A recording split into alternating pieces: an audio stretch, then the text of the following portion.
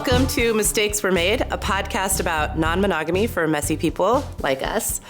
I'm Sarah, a queer therapist, writer, and journalist, and I'm very excited for today's topic, threesomes! The good, the bad, the misunderstood, and the elusive unicorn.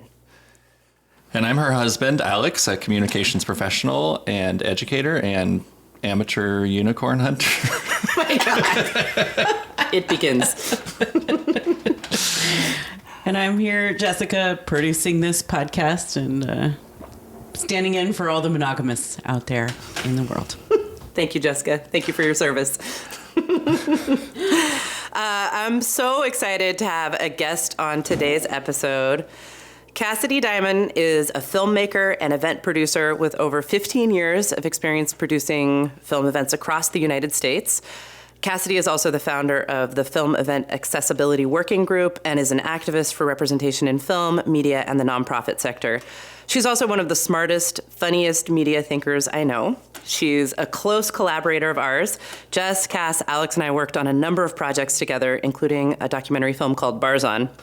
And she has a long history of talking about dating and relationships in media, including a project we were involved in back in the day called Woman Seeking Man for Date on Friday, which we're definitely going to dig into later.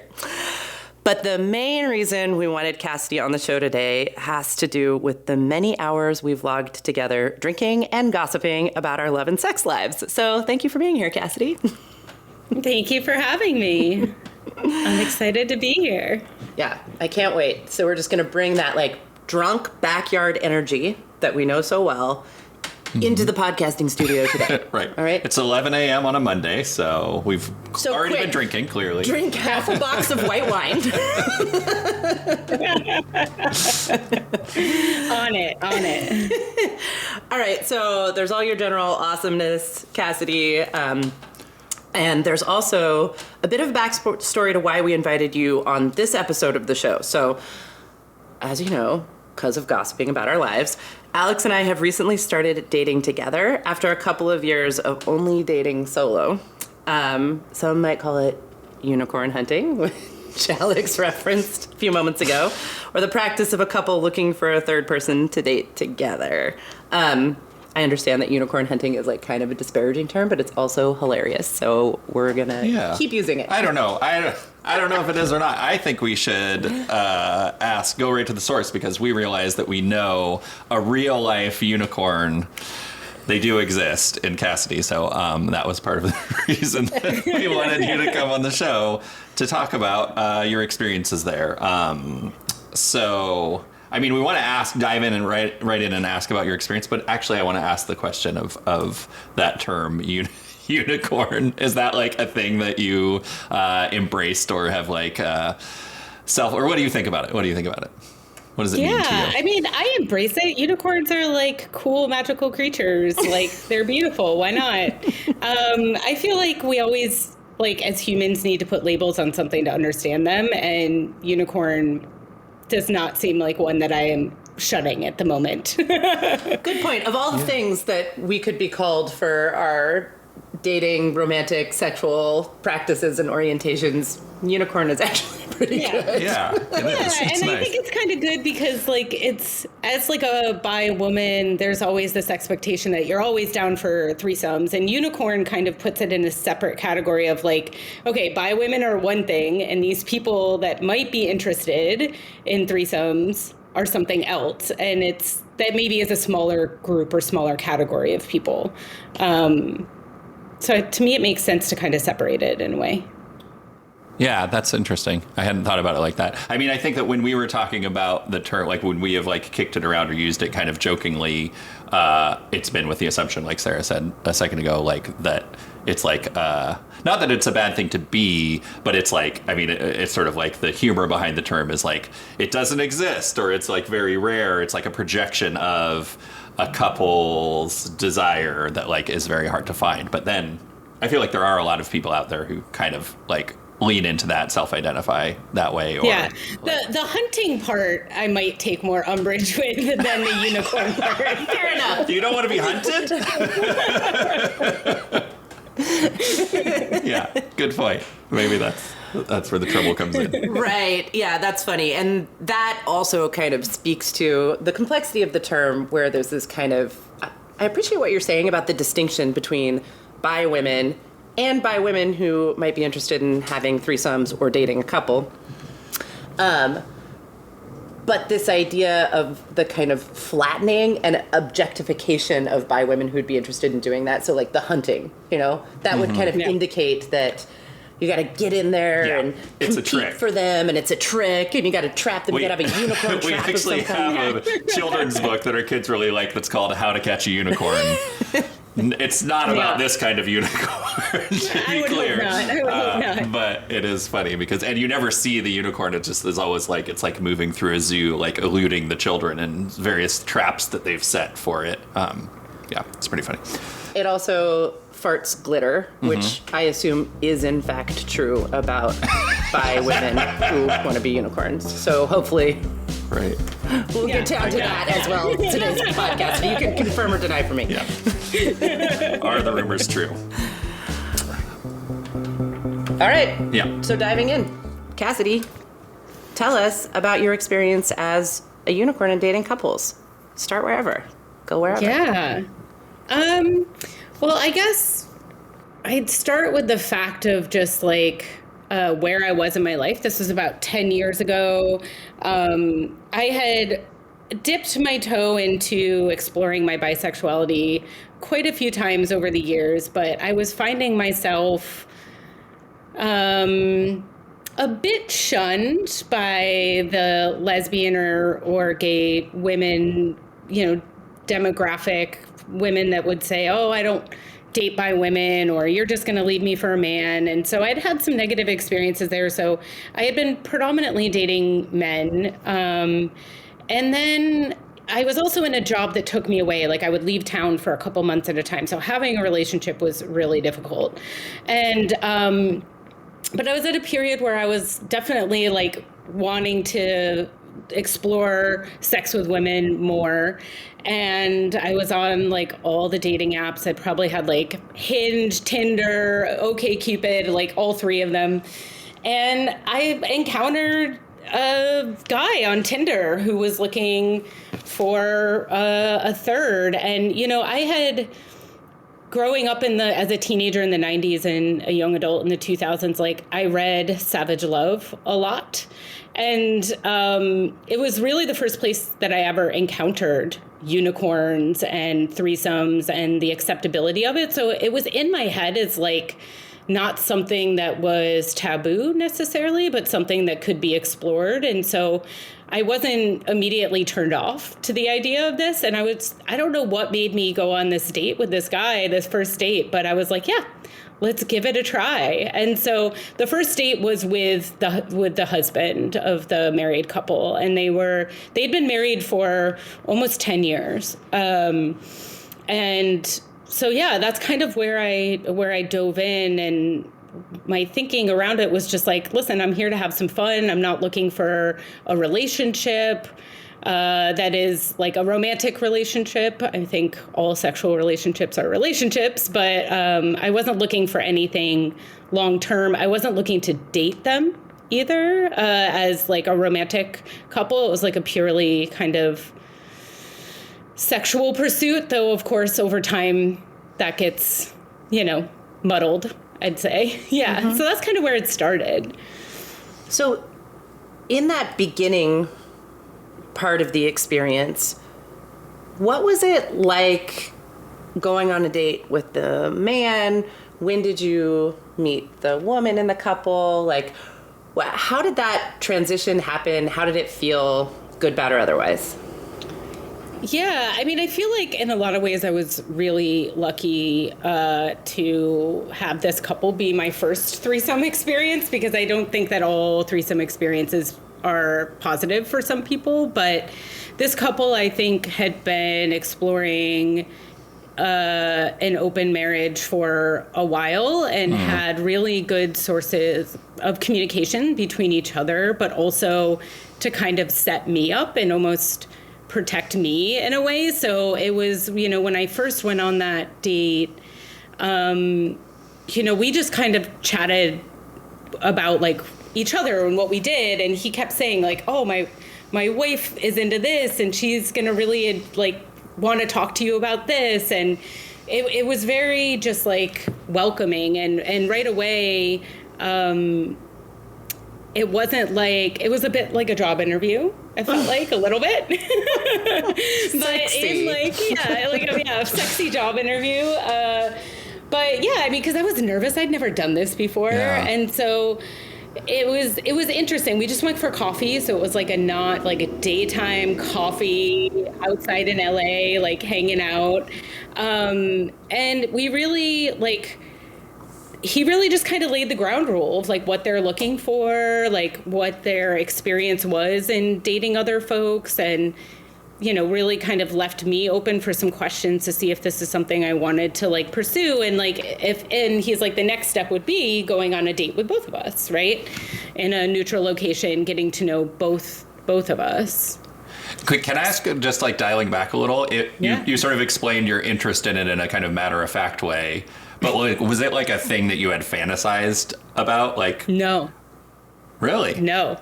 It really wasn't something that really, like, to me, like, it was just one of the possibilities of a sexual relationship, but it was nothing. I had never fantasized about it. Interesting. Like, it wasn't something that I you were just kind of like, oh, this guy says this is what he wants to do. Let me check it out. There's just something, and I had listened, I have since, reevaluated some of my opinions on Savage Love, but at the time I was like listening to it, and there were a lot of it was just in my brain as like a possibility and something that could be healthy and didn't have to be this negative thing. So when it was presented to me, it really just felt like, oh, let's give that a try. Like, I am up, again, like, I'm not looking for a relationship. Let's try something new. Yeah. But it was definitely not anything that I had ever thought about or like craved or even looked out for. It was really just like the timing felt weirdly right for it. For those listeners who didn't grow up in Seattle or spend a lot of time in Seattle in the 90s and like early 2000s, Savage Love was Dan Savage's column first in The Stranger, one of the alternative newspaper weeklies here, that was hugely influential, I think, in normalizing and making more visible all types of relationships, all types of sex, all types of just like ways of being in the world of love, romance, sex, and intimacy. And then he went on to have some iffy takes as like newer, younger generations of people came up through the ranks of media in this town. And still... Isn't the editor character on that show, Shrill, supposed to be based on him? Yep. Yeah. It is. The John Cameron Mitchell character, yeah, and I read it because I lived in New York when I first started reading it. It was in alt weeklies all across the country. Right. So the column. And yeah, I mean, it was the first time, like growing up, I didn't have a lot of like representation of bisexuality. For a long time, I questioned if I was bi. I was like, well, I'm attracted to men. I thought I just wanted to be like women, gay women. I was just like idolize them, but I didn't think I actually was, because I also had attraction to men. And so reading his column in college really kind of just opened the door to like all the possibilities. And to me, it just like opened my brain to being open for it and saying, okay, this can be healthy, right? Like, this doesn't have to be the way media portrays it or the way society has portrayed this kind of just like sex hungry like person that like wants it all, the greedy bisexual. Right, exactly, the greedy bisexual. And it's interesting because like, when I first went on this date, and even when I went on the date with both of them, they were just like really cool. We had a lot of the similar interests. And they just made me feel really welcome. And I started thinking like, I didn't even think about the sex until like we had made our first like sex date. And then I was like, oh shit, I'm about to have a threesome. Like, what is this? What is this gonna be like? Like, how does this work? And I was like so nervous about it. Aww. And then when we got there, we talked it out. Wait, where was there? To their house? I went to their house. Yeah. And it was like completely negotiated, and it was incredibly like sexy in that way. Like I think a lot of people are afraid that like premeditation and negotiation of sex is like going to kill the mood or something.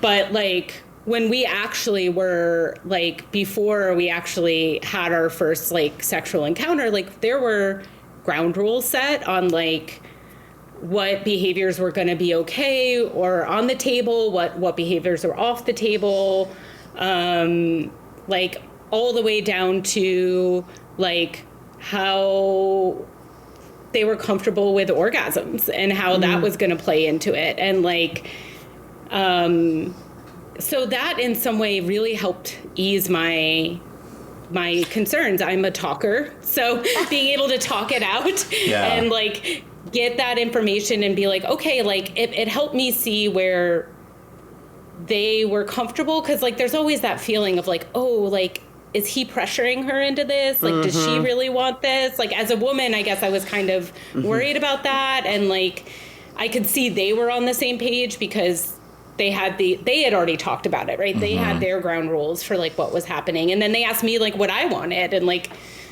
what kind of sex I wanted to have. And then like we had a whole evening together and it was incredibly fun, but it really started to teach me a lot about communication being sexy in sex and being something that really leads to comfort, because I think I didn't find my voice in that before then. Like I didn't know how to ask for what I wanted, how to say no when I didn't want something. And this was the beginning. You know, I was with them for about 4 months and it was, we can get into that. But yeah, that's how it started. I mean, that's really shifted my mind. And it was like, was really grateful that I met them, because I don't think it always goes that way.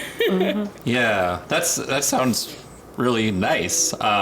I do feel like it's one of the ways that like media and culture kind of steer us wrong, is that like this idea that there will be like spontaneity in any kind of relationship, but certainly like in a like threesome, that you just like fall into it. It just happens. Nobody expected it, and then all of a sudden you're going at it, and like I think that makes for good storytelling, maybe, or it's like you know, exciting or interesting, but like, you know, it's not actually gonna work out that way, right? Like what makes good storytelling is different. And then it could be, you know, like we had planned dates where we knew this was happening, so then it's something to anticipate. Then you're like, ooh, okay, we're doing this thing and I know what it's gonna look like, and it's not gonna be scary and surprising. Like I know that I am cared for and I know what to expect, and then I get to like anticipate that for like a week before we see each other again, you know?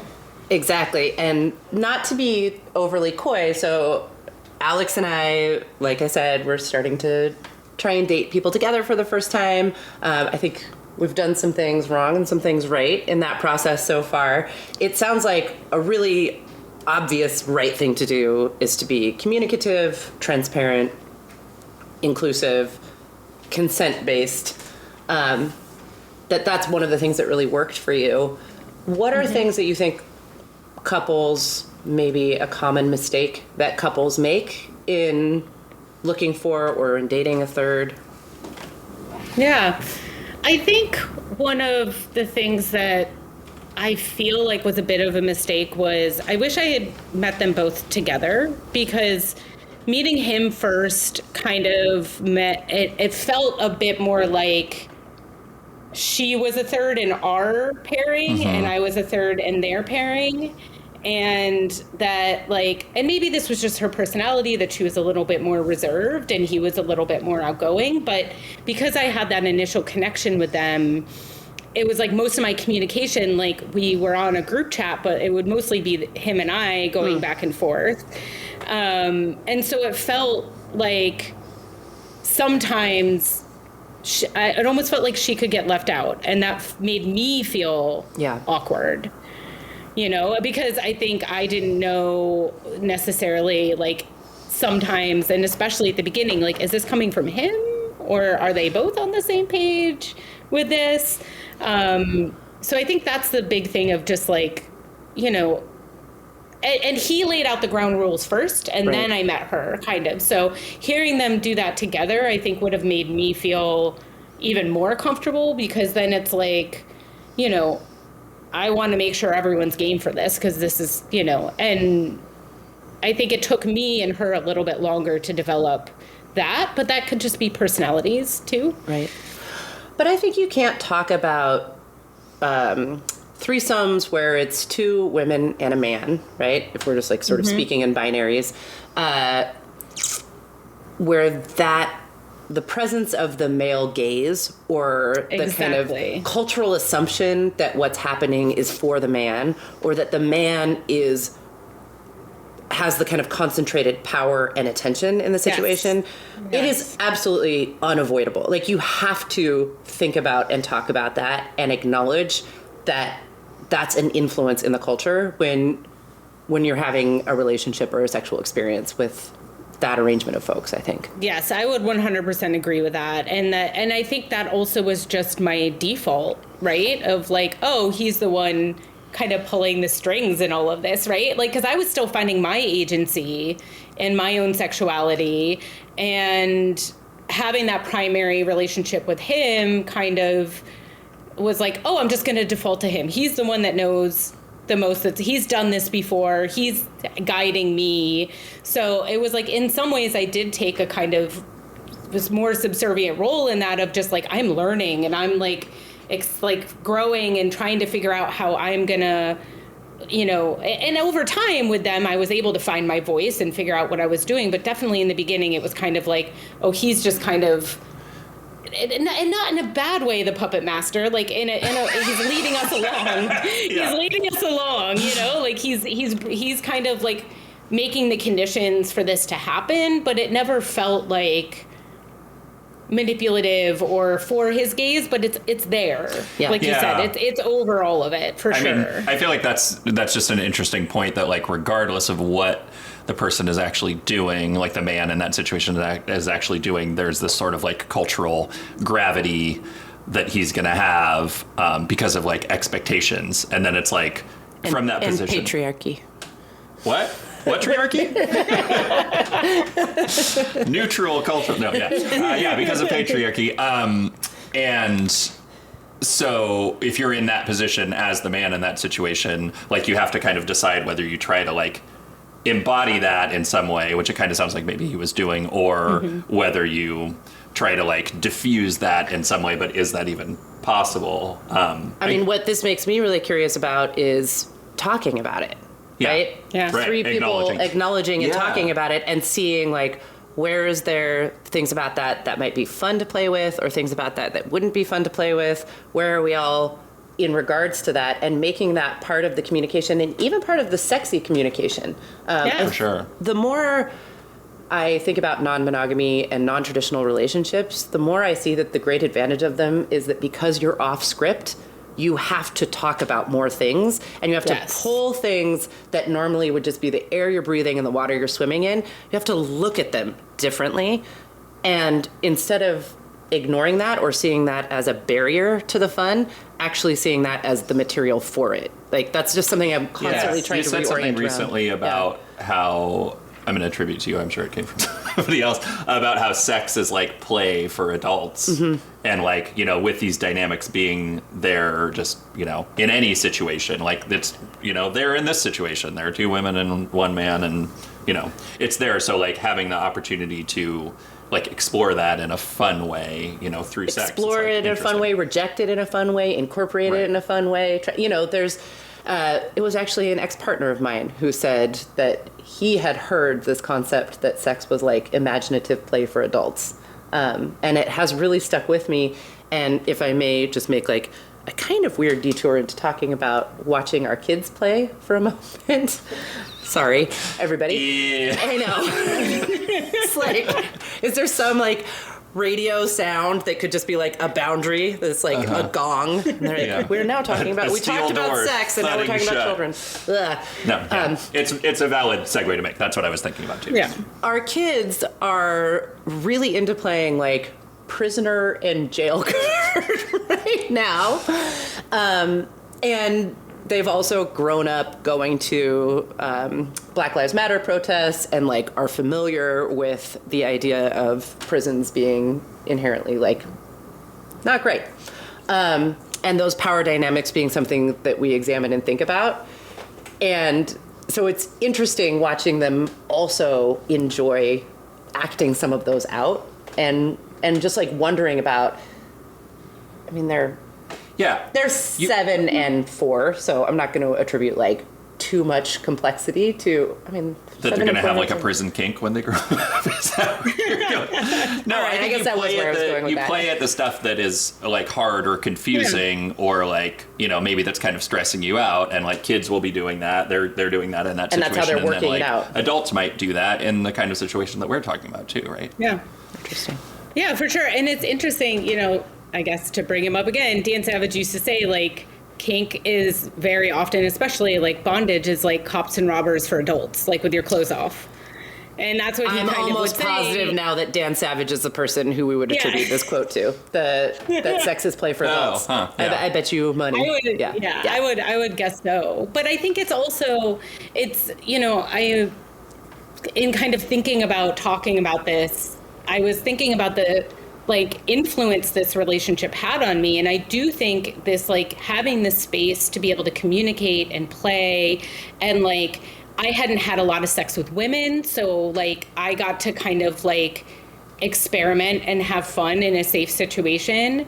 I, after that 4 months, came out with much more of a voice about being able to speak about what I want and don't want in relationships. It helped me discover like how that I really am attracted to women and that I really do like sex with women, and it's not just something I thought I wanted but like didn't really want. And I feel like I really was like going to school or something. Like I felt like I came out of that relationship with a more solid understanding of who I was as a sexual person and like what I wanted out of relationships. And like that communication part is like the biggest part that I took away, was like it was comfortable because we were always talking. And like it only ended because they moved out of a city. But like I often think like what would have happened if they didn't move, because like it was working, and like it ended up, you know, just being a really comfortable space for all of us, which was like an exciting place to play and learn new things about myself. Wow, I have so many follow-up questions. Go ahead. I do too. But one of them is, I hear you talking about, as someone who was getting into dating a couple, some of the things that really felt right, or you feel like you did right, and positive lessons that you gained out of that.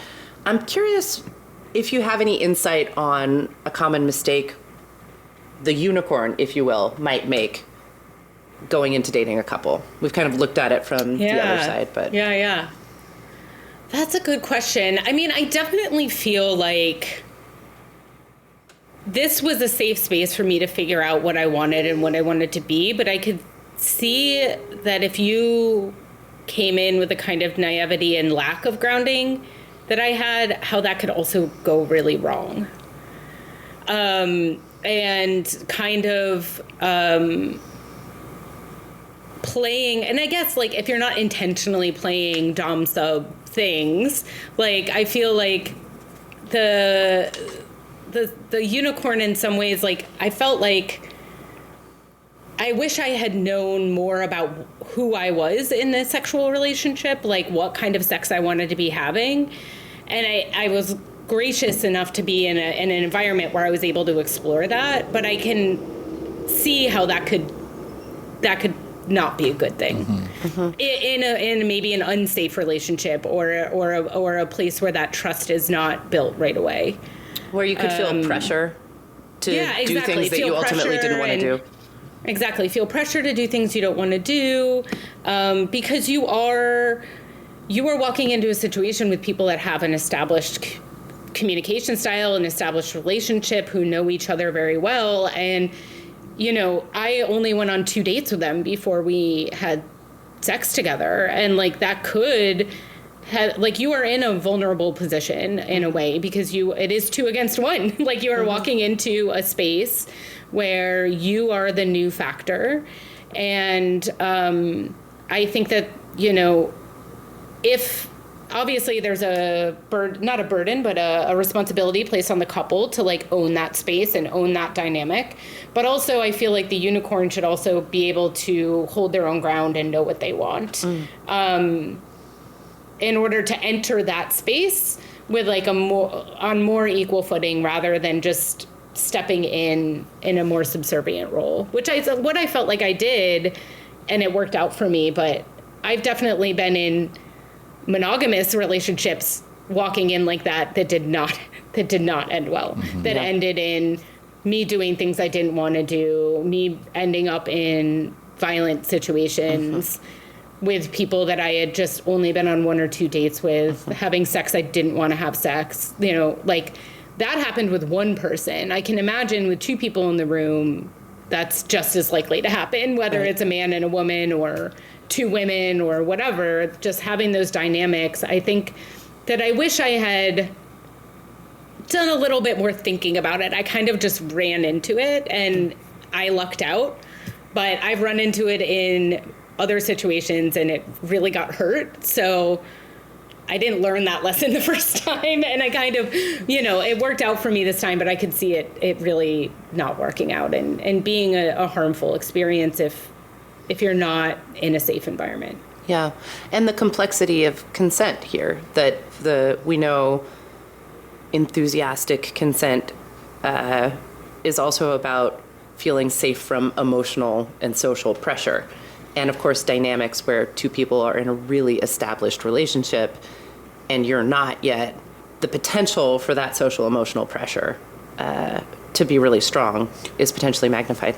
I might be like getting ahead of myself a little bit, but like it does seem like with a 3-way dynamic where the 2 of the people have an established relationship, there's a bunch of like assumed consent between them that can maybe be like, it sounds like in this scenario was sort of represented by the man when you met him at first, but like kind of doesn't, it almost like maybe it's a good thing for that to be reestablished for the benefit of the new person, because otherwise you don't know. Like it's when you were talking about like the sort of danger part of it, where my head goes to is always like, what are the dynamics between them that might be like toxic or unstable, that might bring out stuff that would be, abusive or harmful to you. So it just seems like seeing them, not just say, this is what we want, presenting some sort of united front where like that's already said, and one person is saying, this is how we are, this is what we want, how are we going to bring you into that, but like more of a 3-way dialogue.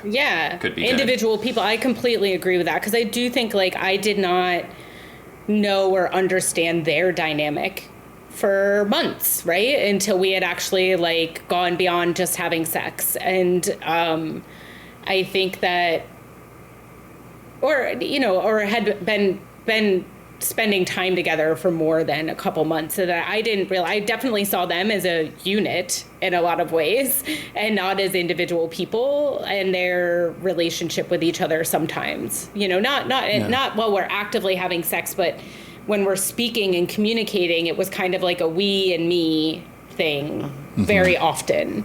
I don't think in every situation, but I think, being able to separate 3 individual people out of the situation is definitely really important. To that end, can you talk a little bit about like the operational details of like, you said you dated them for like 4 months. How did it evolve? Did you ever go out with them like independently? What did it kind of look like? No, I mean, most of the time we would hang out weekly. I would go to their house. We would have drinks, watch some porn, have sex, like just like hang out at their house all night. And then, but I never spent the night. I always would go home at the end of the night. And it did evolve into like I cat sat for them when they went out of town a few times and things like that. But we never really went out. It was really like, this is the 3 of us in a sexual relationship. Obviously, we texted in between, and we didn't just have sex all night. We talked, and we had, we had a relationship, but it was really in the home. Like we didn't go out together. And like date really in that way. I'm curious about that, and it sounds like something we might be able to get some listener feedback on or explore a little bit more the distinction between having a threesome relationship that is entirely or mostly based around like sex and getting together to have threesomes and dating as a couple, what the distinctions are there. I'm also curious about the relationships inside of the three people,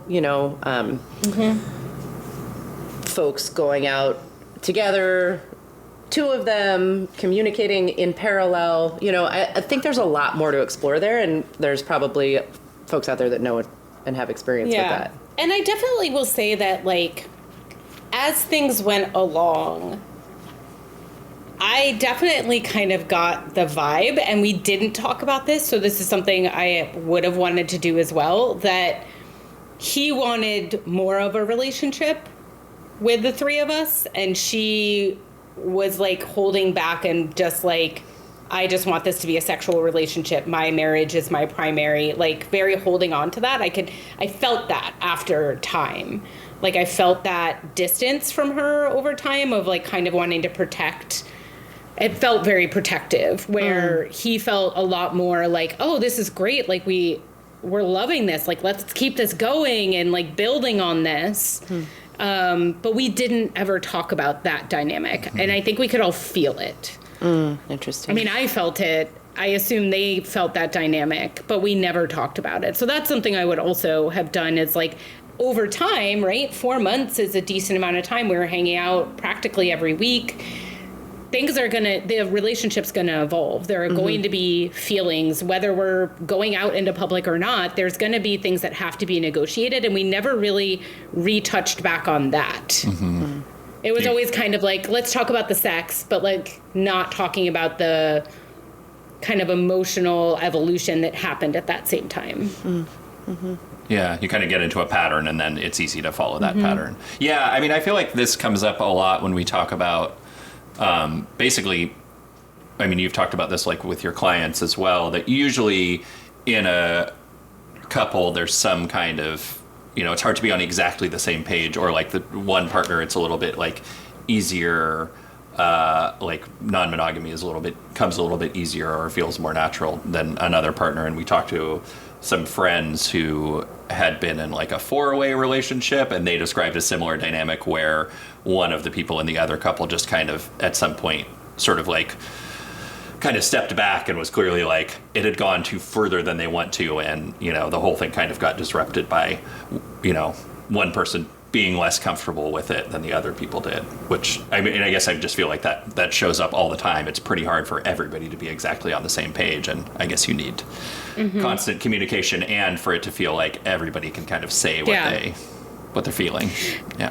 I agree. And when I think about like, if I play this out, I don't know that I would have stayed in that relationship. Like now, as I am in like a 4-year monogamous relationship with my girlfriend, and like, I don't think about threesomes at all. Like it's not like, so I wonder if it was like a right time, right place for me, and when that would have ran its course, because it's like, going back to what you asked, Alex, it's like, it's not something that I've like deeply craved or deeply thought about, or have been like, even since that experience, I was like in wonder of that relationship and really loved that relationship and think of it fondly, but it's not something I have necessarily sought out since. Again.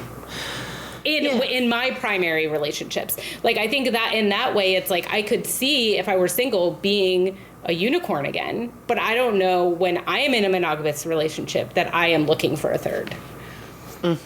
Which is an interesting thing that I've thought of. I thought about that. I have heard that from other people, and in my experience, women who are interested in being unicorns or are, who say they're not necessarily interested in the other side of that experience.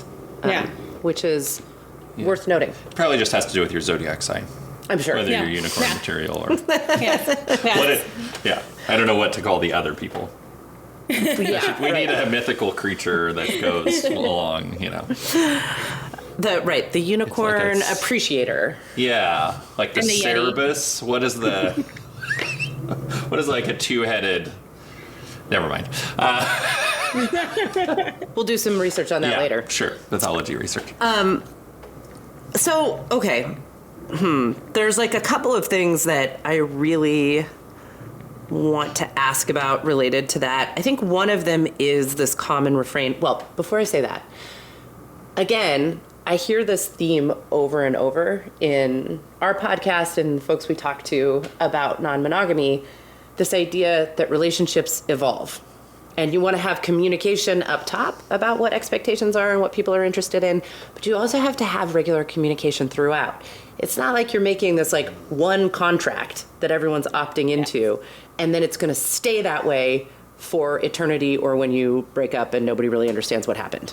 But that there has to be some like space for things to evolve, for dynamics to shift. And that can be really scary. You know, it's like, it feels super true and healthy and also scary. Yeah. I didn't have the language to have that conversation. And I definitely felt that as we had evolved in the beginning, we had this super communicative, super stable kind of like starting place. And I still felt like we communicated about the sex we were having very well. Like as that evolved and as, you know, our boundaries with that evolved. But the emotional side, I don't think we ever properly addressed. Like we created safety, but there was never a touch point back on like, and I think I also was not in touch with myself enough to know like how I was actually feeling. Yeah. I was 30. I was like, you know, I was younger. I mean, younger. 30's not young to some people, but it is to me. It feels young in comparison to how old I am now. Listening to this podcast. Yeah, I think that touching back is super, super important. Okay, I want to ask about the sex part a little bit. Asking for a friend, 2 friends actually. Yes.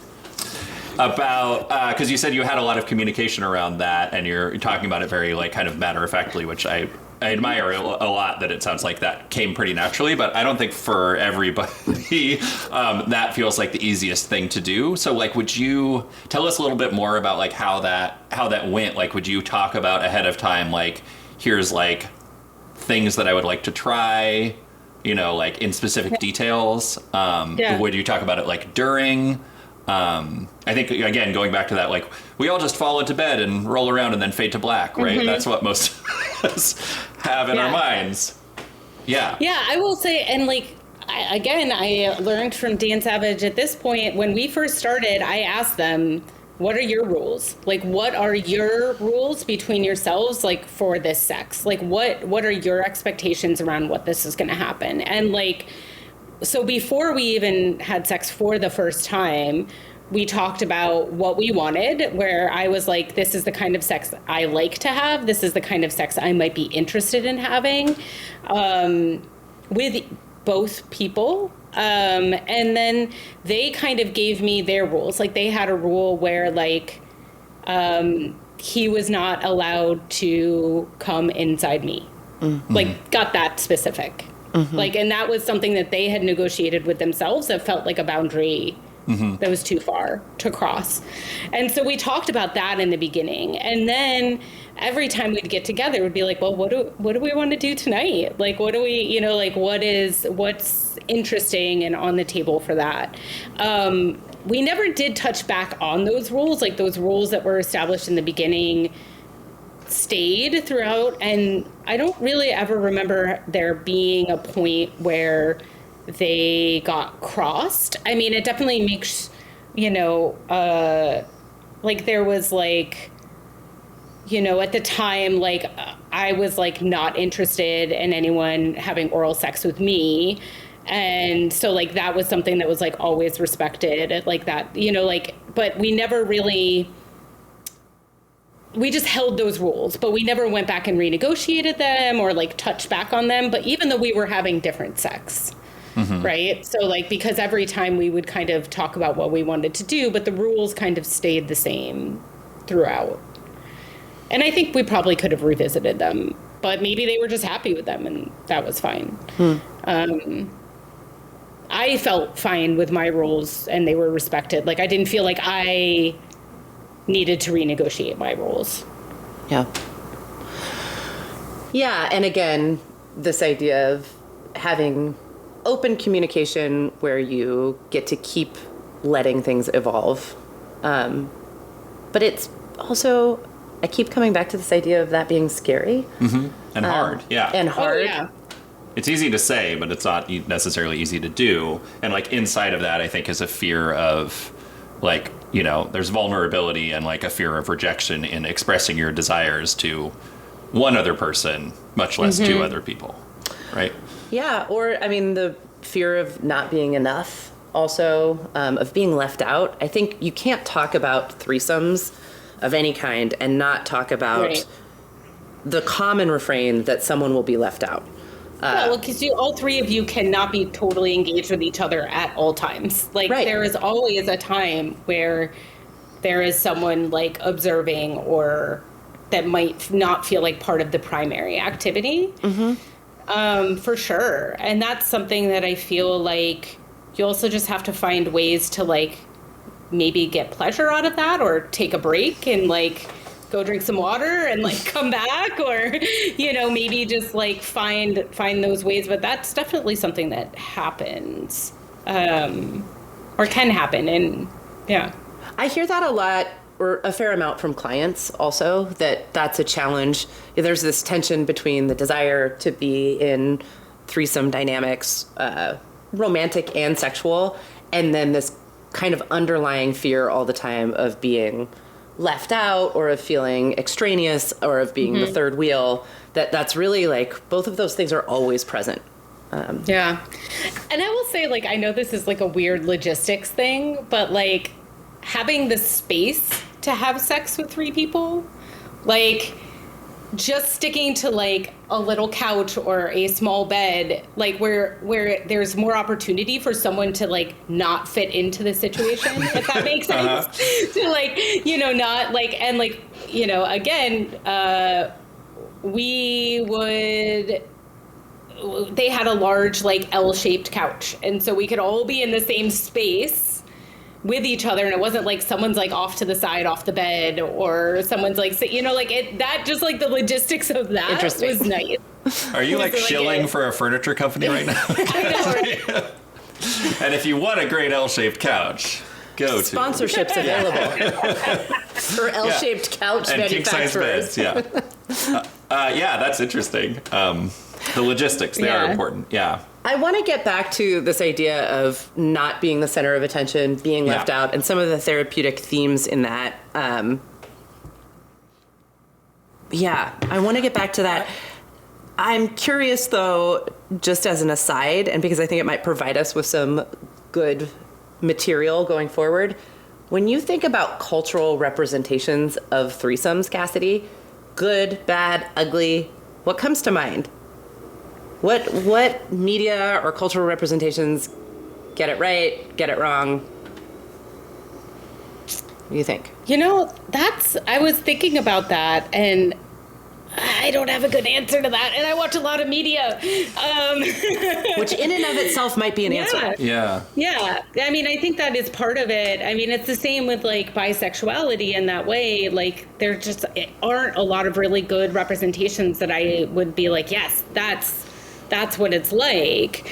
And I think very often in movies, it's the source of a future problem. Right. Of course. Yeah. I like, I did some Googles on this. I don't know if you guys have heard of Google, but it's a great search engine. So, just because I was curious too. And what I found was I was surprised to find a couple things, like most of the cultural representations in movies and stuff are two men and one woman. Like that comes up more often than I would have expected.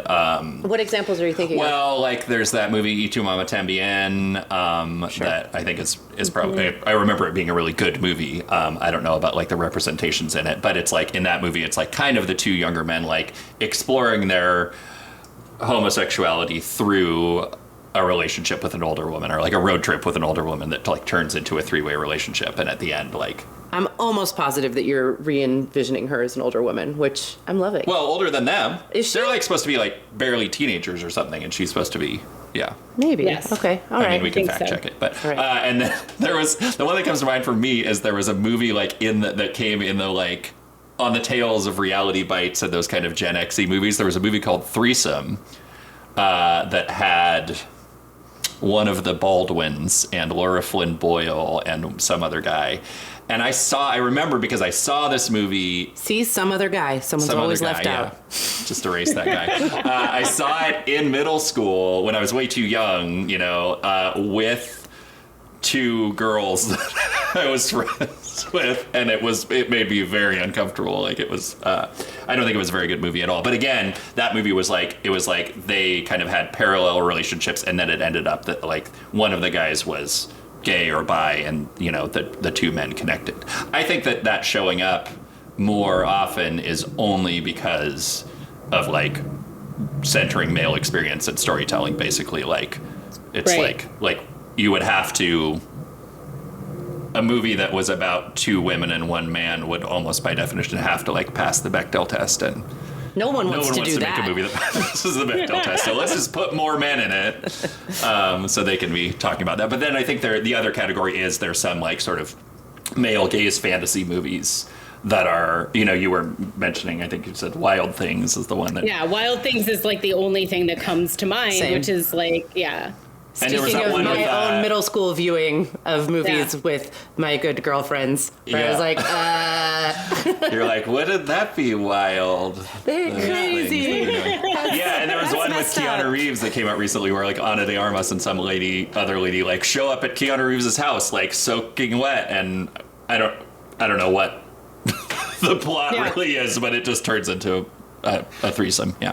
Yeah, super male gazy, or turns out to be a plot point to create Yeah. problems for everyone involved. Yeah. So like drawing on that to like try and figure out how to do it in real life is going to be confusing and probably not work very well. All right, my media nerds, who wants to define the Bechdel test for our listeners? Cassidy, I'm looking at you.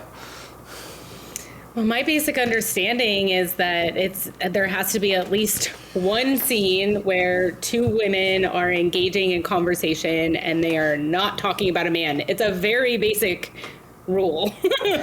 Jessica's And it- just picked up the mic. She was like, did someone say Bechdel test? Just to add that the female characters have to be named. They have to have a name. Yeah.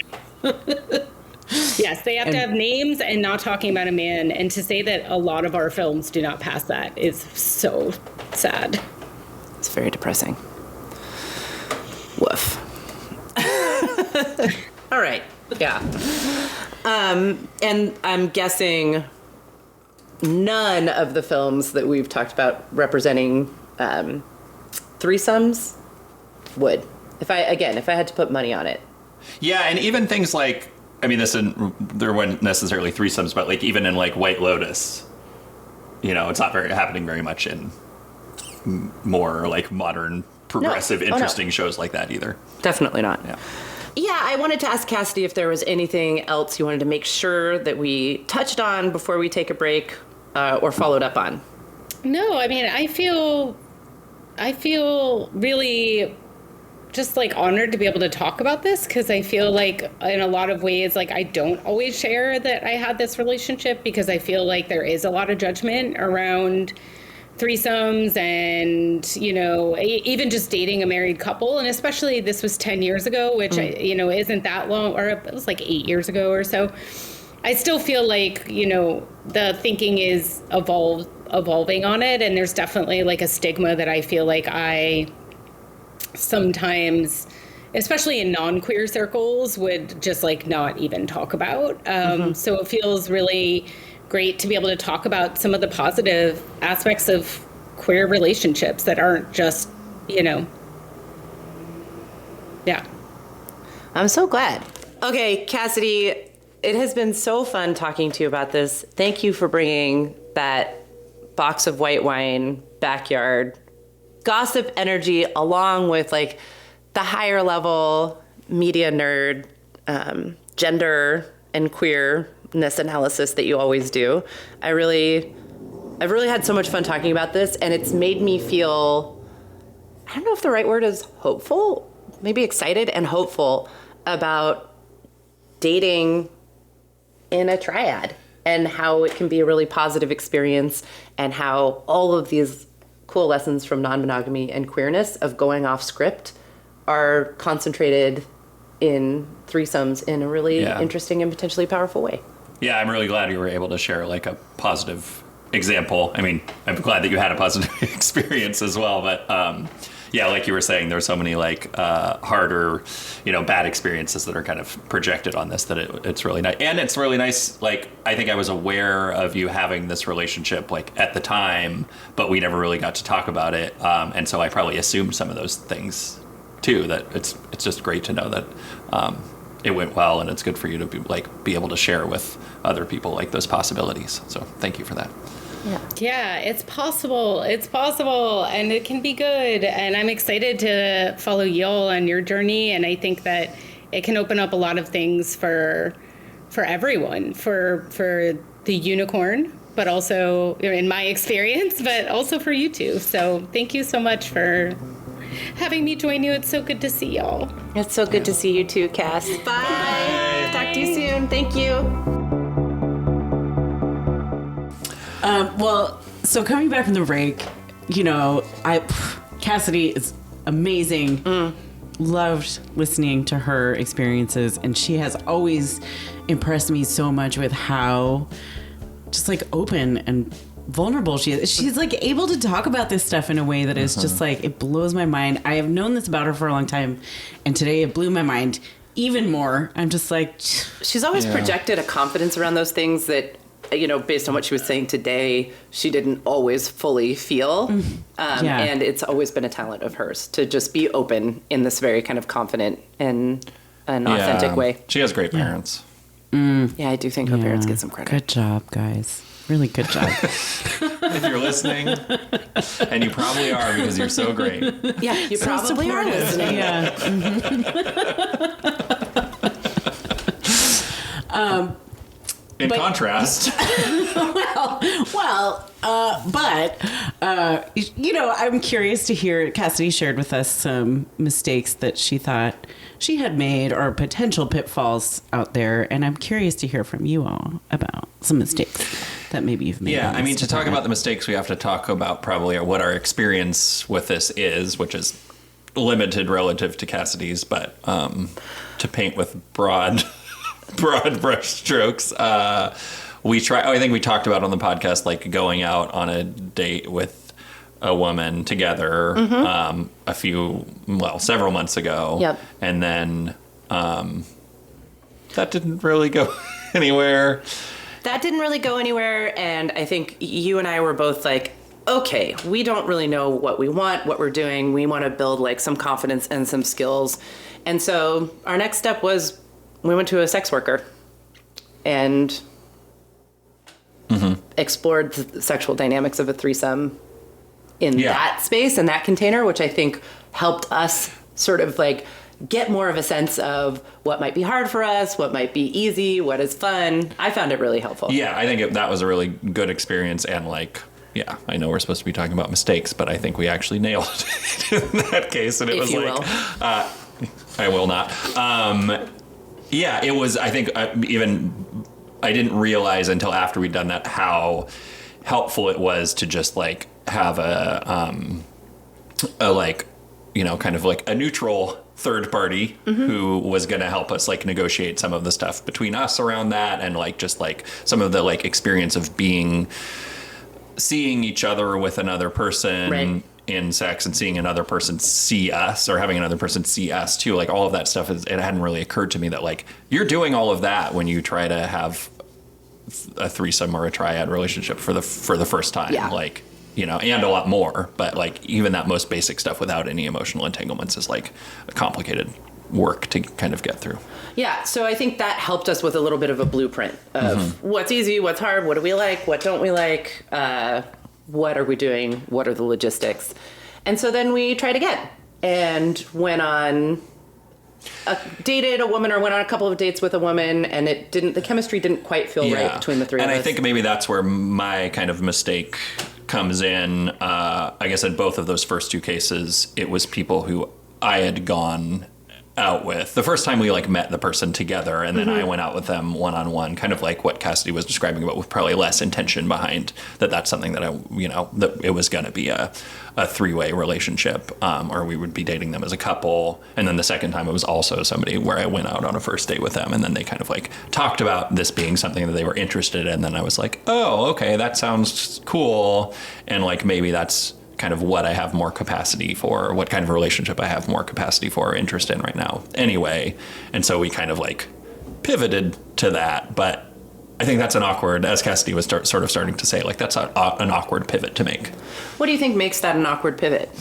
I mean, just like you're not, well, I think there's some like gender dynamics there, but like even without those, you're not starting out on exactly equal footing. There's more of a rapport between the two people who have met and like established chemistry or connection, and then you're bringing somebody else into that. And then when it's the man who is, it's like me as a man, they're establishing that chemistry or rapport with another woman, it just kind of like amplifies those sort of like concerns that it is all for the man's benefit, I guess. Yeah, interesting. And I guess that folds into what I would think of as my mistake so far, which still applies to our most recent experience. Are in the very early stages of dating a woman, and it's been pretty positive and fun so far. And it seems like the chemistry between the three of us is good. But that mistake piece is still there for me. Just the fear, the very present fear that the women in these scenarios are not there because they want to be with me. And in fact, like their attraction to you as the man, or like the gravity of, sort of straight sex, is that pull is so much stronger, and just really having to constantly like reorient myself back to the idea that everybody's here because they want to be. And that includes the two women who want to be there together. And it makes me sad that that's so hard. Yeah. And it like continues to be hard. And Cassidy talked about it. And I've certainly heard other women talk about that feeling too. Yeah. And I can definitely, I think when we had the encounter that we had most recently, like, there was some, like, I was aware of that as well. And like when the two of you were making out, it was present for me. Like, I was like, oh, maybe this person that we're dating is actually a lot more into women. And that's not to say it's the same. I think it's probably amplified for you when you're experiencing that. Right. But like, it's definitely a thing that's there in a three-way relationship, no matter what, right? Like, you're always kind of questioning, like, you're watching the end and you're like, I'm not like participating as much. What does that mean? Right. And like finding more meaning or insecurity in that. Right. So there's kind of what we're taught to think of as inevitable dynamics of being left out there. And then there's also that queer erasure that we've come back to a couple of times in the episode of just like, and bi erasure specifically, no one's really bi. No one would really be attracted to men and women in equal amounts. Right. Either they're a lesbian and they're just doing this as a way to get in, I guess, or whatever, or it's actually all for the man's benefit. Mm-hmm. So it's kind of complicated, and you can see where there's like a lot, it can feel fraught, and you start to understand why the culture talks about threesomes or like triad relationships as inherently unstable or potentially dangerous. Yeah. Is that the answer you were looking for? Yeah, and it's so funny. It's like, obviously, I'm so familiar with all of those, the scary love triangle situation. Like, and my mind just goes right to like, like a man and two women. Like, of course, the man is sort of like the apex of the triangle, and everything is like pointing towards him. And then I think about like, I don't know, my own life and my own experiences, and I'm just like, it's not actually like, so here's what I'm thinking about. The three of us have been really good friends for our entire lives. Essentially, yeah. Right? And like worked together as journalists for many, many years, have like lived together, traveled, everything, right? And like Sarah, you and I, our official title has been best friends since forever. You know, you guys are married, husband and wife, right? So like in this particular triangle, maybe we could argue that Sarah's the apex of this triangle, right? Yeah. Not that you and I don't have a really strong friendship too, Alex, but it's like, anyways. We never really talk to each other if we're not talking about Sarah, it's though. It's awkward. kind of like a weird Bechdel test. The Studeville test. Well, over the years, people have wondered about this relationship, and it has caused like a fair amount of gossip. And the assumption has, you know, been all over the place with like Jessica and Sarah, secret lesbian lovers, Alex I'm and just a Jessica, beard. secretly in love, right? Yeah. This idea that, again, any Hens be a clucking. three people in a close, intimate relationship of any kind, there must be some kind of, to use a therapeutic term, triangulation going on, right? Where two people are kind of ganging up on a third, or two people's relationship are more important than the other potential relationships. There's something unstable, there's something dangerous, there's something taboo here. It definitely has attracted that kind of attention over the years. So triangulation in the therapeutic context means it's like has a negative connotation?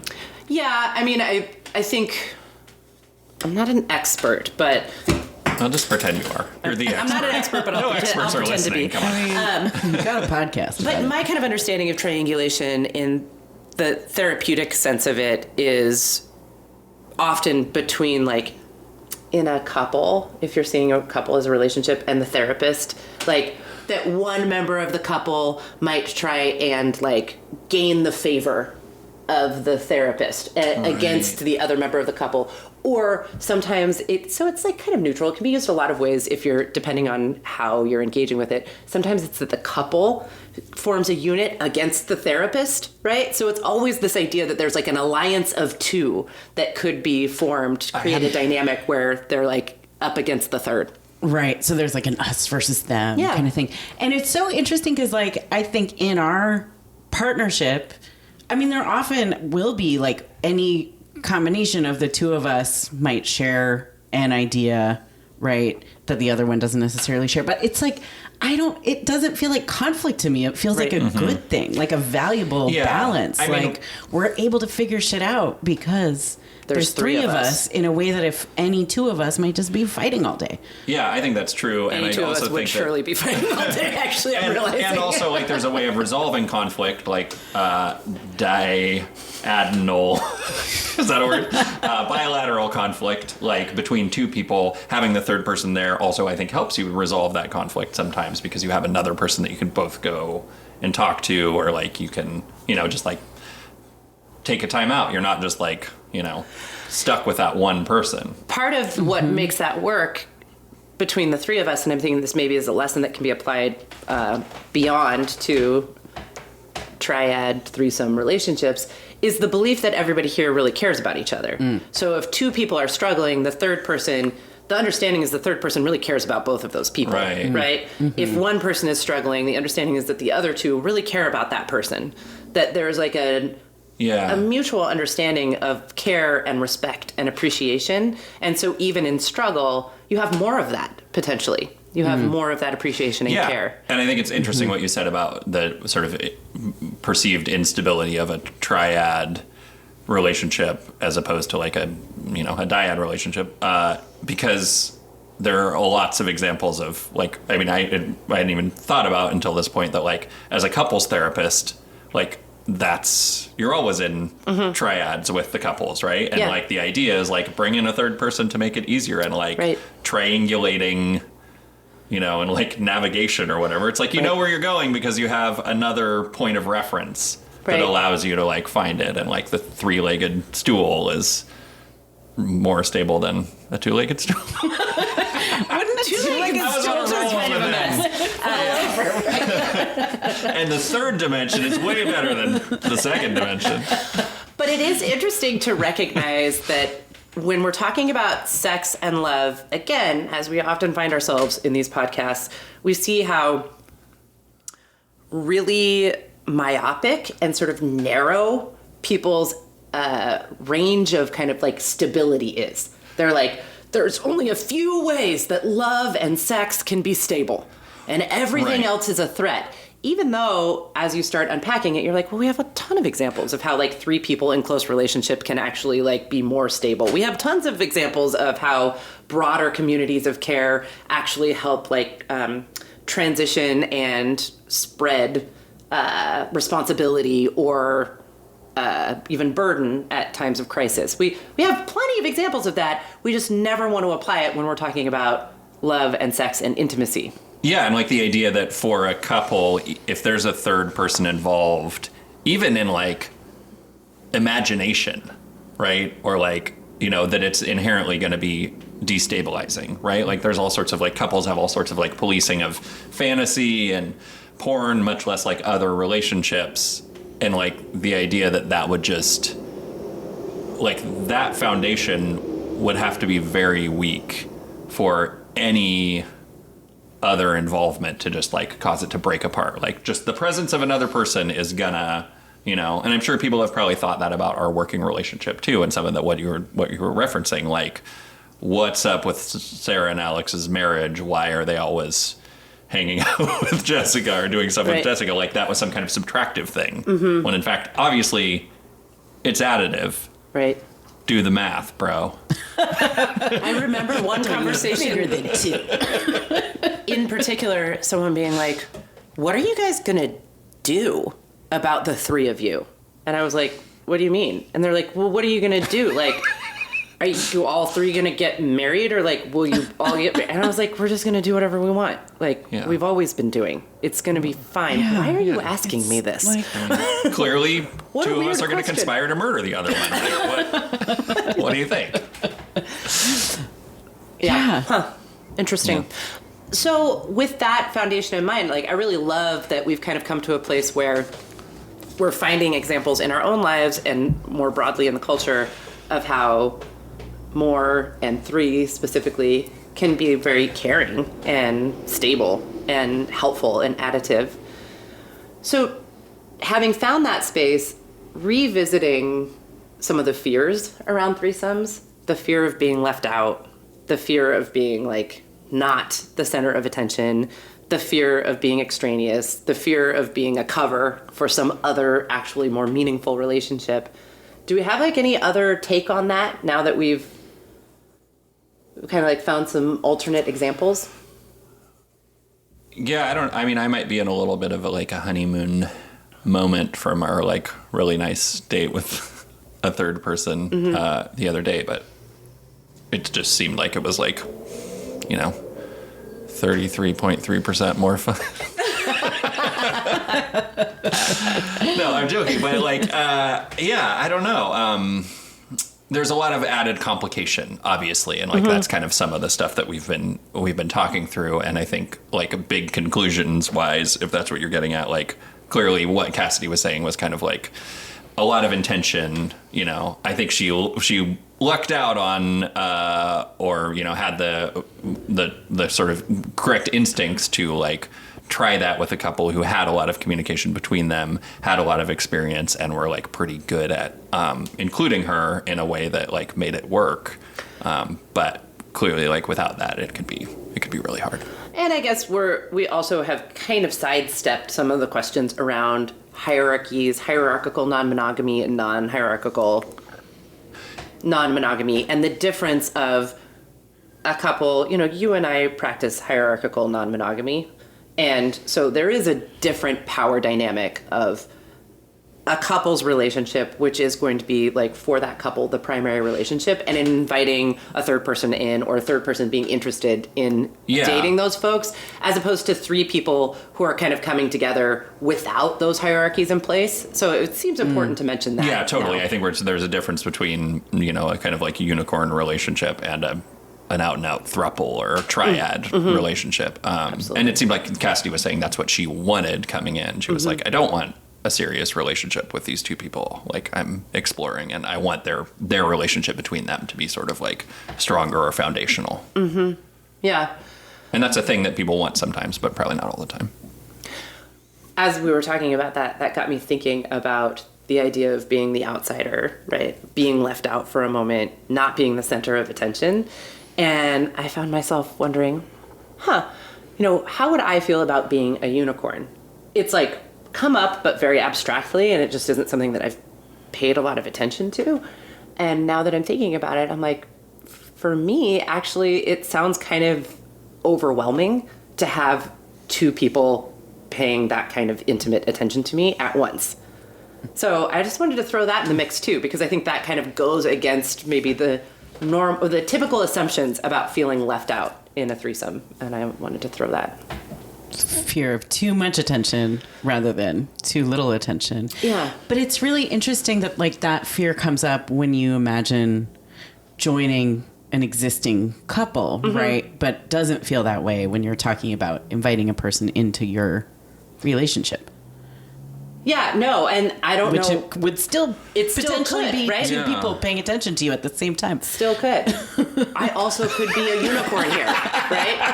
Yeah, but it's different, I think, Jessica. Like feels different. And the thing that's different is the strong. Like when Sarah and I think one of the things that we kind of like realized it really helps us to embrace the idea that we are like coming as a unit, and we're gonna like focus a lot of care and attention on the other person because we already know how to do that. We know how to like be on the same page between the two of us most of the time. And we like giving other people attention. That is like a relaxing, fun, like sexy space that we both inhabit and understand. It feels good. Like asking people questions and like making them feel seen and special. It feels like a thing that you can offer to somebody that some people will want, right? You know, people of certain zodiac signs will want that, and other ones. Although this woman and I are both Aquarius. Oh yeah, okay. So Aquarius on Aquarius love, shout out. I've got a lot of it in my life. Yes. And you two are both Aquarius too. Yep. That's right. Along with 90% of our best friends.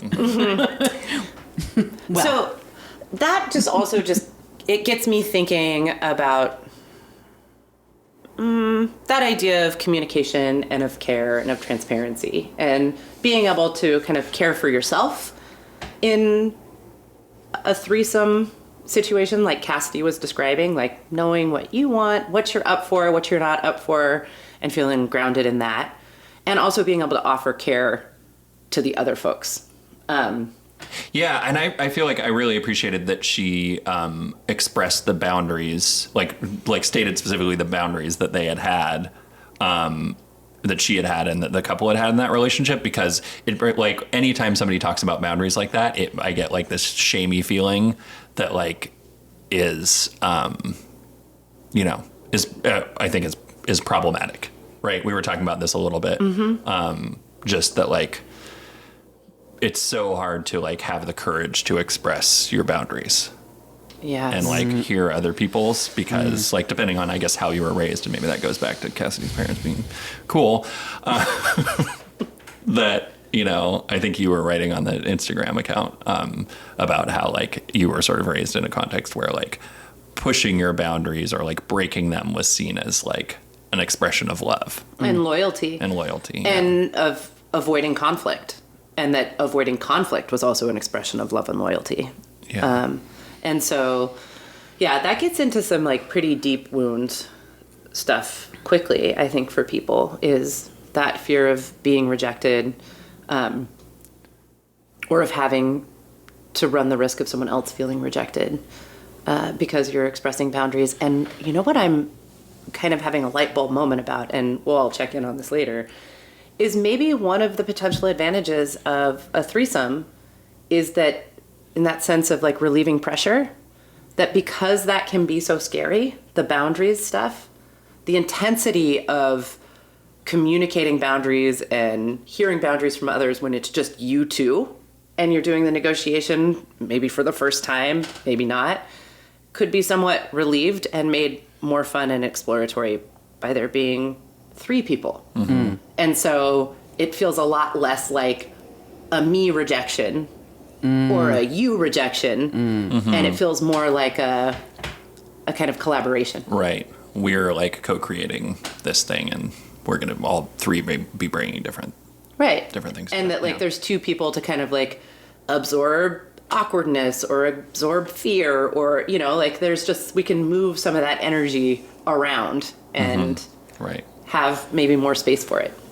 Until one of the other people goes to the bathroom, and then it's just the 2 of you, and it's terribly awkward. Awkward. It's not awkward. No, it's not. I feel like every time that happens, like you're with a group of 3 people and one person leaves, it's always like... there's always a moment. Yeah. Yeah. Right. Even just with friends, when you're like, oh, me and this person are the less, we're not the point of the triangle, right? Yeah, we're the 2 ends. Yeah. It's an open triangle. Yeah. Anyway, sorry for that aside. I'm really into geometry. And also, like, just throwing shade at me for going to the bathroom, which I feel like is a theme of this episode, is a theme of this podcast, and is a theme of our lives. Yeah, we should change the name to Sarah. Bathroom She pees too much. We could keep our yellow designs. Yeah, the color scheme is perfect. Yeah. Well, I guess maybe in closing a little bit, just like I'm really finding myself appreciating the unicorn. Like I think we've talked about like a lot of stuff that like for those kinds of relationships to work, like a lot of like really important stuff that the person in the unicorn role has to be bringing to the table, and like that Cassidy was bringing to the table in the relationship that she talked about. And it's like it's given me like a new understanding of like what that really means, and like I'm so glad that people do embrace it, not as like I'm just a thing that you're trying to exploit or like chase. Like I think the trope that was in my mind when I first heard that term was like people being like, I'm not your unicorn, all right, so don't ask. Which I can see why. If you don't want to be, you don't want to be. Yeah. But being able to like embody that and be like, yeah, I want the attention. I want to come in as a new person and like, be able to like have the confidence and the boundaries and the vulnerability to be a part of a relationship that already exists is like, that's fucking cool. It is really cool. And rare, I guess. Yeah, or maybe not as rare as we might assume if we start thinking about it and talking about it in ways that feel more positive and less denigrated and more like creative and fun and less like just weird, flat 90s cliches. Right? If the unicorn, like, stop objectifying unicorns or thinking like, why would anyone want to do this? Because we're just going to like exploit them and take advantage of them, right? Is what's sort of built into that. Yeah. But like, actually, they are magical. And the reason they're magical is because they can like help all these conversations about boundaries and like, But if you try to capture their magic, but you then can't, that's right. It will go terribly wrong. Their fart glitter cannot be captured Can't be or captured. collected. That's right. It can only just be sprinkled everywhere. That's right.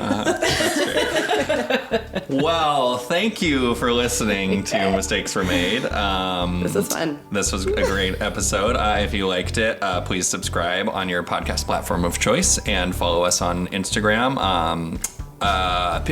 People have been finding us a little bit more recently, which is exciting. We actually got propositioned to have a sponsorship. So I wanted to just like put out there to listeners, we would love to hear from you. Should we accept like sponsorship and be like hawking products on this podcast? Sex toys. We're talking about sex toys right now. I was going to say, if so, which ones? What do you think would be appropriate? What is our niche? What are you into? What do you want to have advertised to you? It could be sex toys. It could be therapy services, like, e-therapy. It could be Costco subscriptions, L-shaped couches. I'm trying to think about all the other things. L-shaped couches. Right. No brand names unless we're getting paid already. Yeah, no, I wouldn't. I would never. Yeah. Yeah. Show us the money, I guess. I don't know. Why did I say that? I don't know. Because at bottom, we're just dorks. Yeah. All 3 of us. Great. That is the real We will stable remain. triangle here between the three of us. Well, yeah, maybe it's pocket protectors and tape to put your glasses back together. All right, yeah, we want to hear from you. What kind of sponsorships, if any, should we accept? I'd be curious what people say. Yeah, I don't know. Find out. Okay. We'll ask on Instagram too. Sounds good. All right. Bye. Hey, Thanks, bye, everybody. guys. Thanks for being here. This was great.